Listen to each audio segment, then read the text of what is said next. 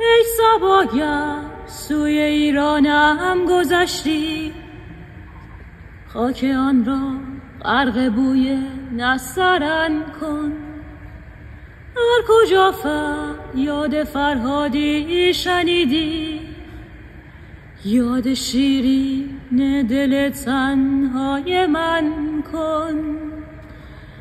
ای پرستوهای خسته سرزمین خاکیم کو، این خیابان ها غریبه کوچه های خاکیم کو.